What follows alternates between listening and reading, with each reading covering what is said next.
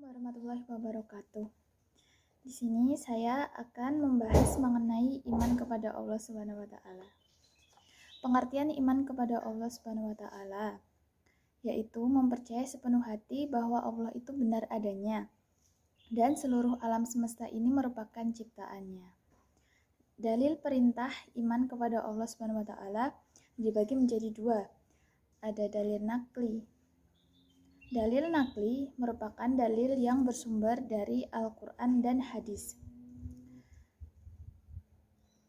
Nah, di sini dalil nakli iman kepada Allah Subhanahu wa taala yaitu dalam Al-Quran surah An-Nisa ayat 136 yang bunyinya A'udzubillahi minasyaitonirrajim.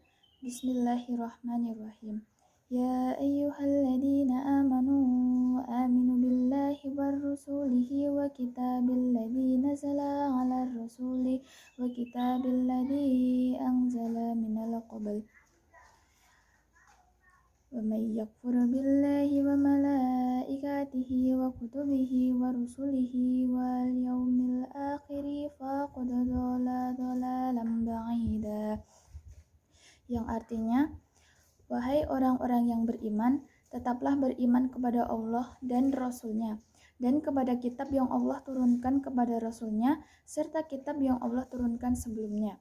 Barang siapa yang kafir kepada Allah, malaikat-malaikatnya, kitab-kitabnya, Rasul-Rasul-Nya, dan hari kemudian, maka sungguhnya orang itu telah sesat sejauh-jauhnya. Nah, selanjutnya ada dalil akli.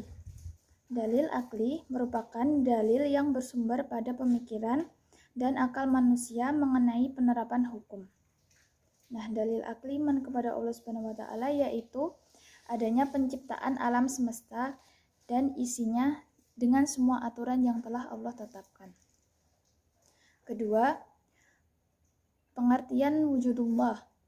Wujudullah merupakan wujud Allah Subhanahu wa taala atau bisa juga diartikan keberadaan Allah Subhanahu wa taala.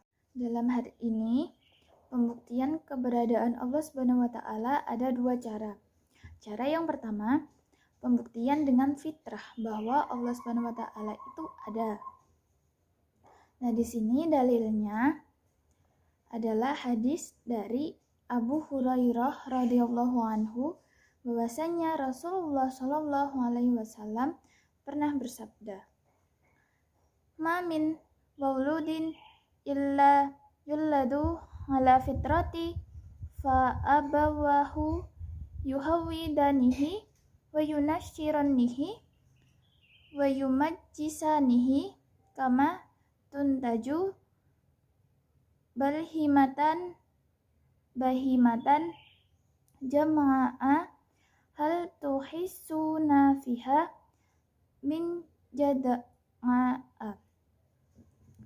Tidak ada satupun anak yang dilahirkan kecuali dilahirkan di atas fitrah. Orang tuanya lah yang menjadikannya sebagai orang Yahudi, Nasrani, atau Majusi. Seperti seekor hewan yang dilahirkan dalam keadaan selamat, sama persis dengan induknya.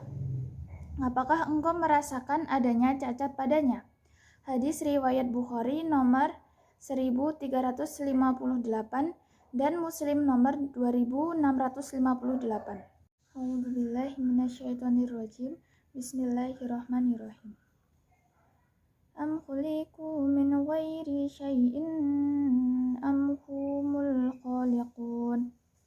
Yang artinya, apakah mereka diciptakan tanpa sesuatu pun, ataukah mereka yang menciptakan diri mereka sendiri? Nah, selanjutnya pengertian tauhidullah. Tauhidullah artinya mengesahkan Allah atau mengakui bahwa Allah Subhanahu wa taala hanyalah satu. Nah, di sini tauhid dibagi menjadi tiga. Yang pertama, tauhid rububiyah, yaitu keyakinan bahwa Allah Subhanahu wa taala sebagai satu-satunya yang dapat menciptakan bumi, langit beserta isinya. Hal ini terdapat di dalam Al-Quran Surah Al-An'am ayat 1. A'udzu billahi minasyaitonir rajim. Bismillahirrahmanirrahim. Alhamdulillahilladzi khalaqas samawati wal arda wa ja'ala zulumatin wan nur. Yang artinya, segala puji bagi Allah yang telah menciptakan langit dan bumi dan mengadakan gelap dan terang. Yang kedua, Tauhid Uluhiyah. Tauhid Uluhiyah yaitu mengesahkan Allah SWT dalam hal ibadah dan hanya Allah SWT satu-satunya yang berhak untuk diibadahi atau disembah. Hal ini terdapat di dalam Al-Quran Surah Al-Fatihah ayat 5. A'udzubillahi minasyaitonirrajim. Bismillahirrahmanirrahim. Iyyaka na'budu wa iyyaka nasta'in. Yang artinya, hanya Engkaulah yang kami sembah dan hanya kepada Engkaulah kami meminta pertolongan. Yang ketiga, Tauhid Asma wa Sifat, yaitu beriman kepada nama-nama Allah SWT dan sifat-sifatnya, sebagaimana yang diterangkan dalam Al-Quran dan Sunnah Rasulnya. Hal ini berdasarkan firman Allah SWT di dalam Al-Quran Surah Asy-Syura ayat 11. A'udzubillahi minasyaitonirrajim. Bismillahirrahmanirrahim. Laisa kamitslihi syai'un wa huwa samiul basyir.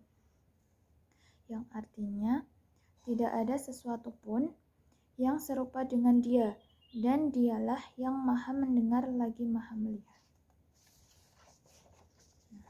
Yang terakhir, pengaruh iman kepada Allah SWT dalam kehidupan sehari-hari. Yang pertama, mempengaruhi manusia dalam bertingkah laku. Yang kedua, menjauhkan seseorang dalam berbuat maksiat. Ketiga, sabar dalam menghadapi kesulitan dan cobaan. Keempat, hati menjadi ingat kepada Allah SWT setiap saat.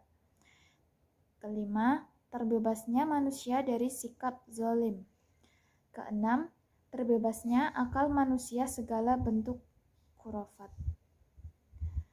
7. Terbebasnya manusia dari penghambaan terhadap nilai jahiliyah.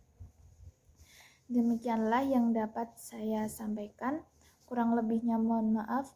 Wassalamualaikum warahmatullahi wabarakatuh.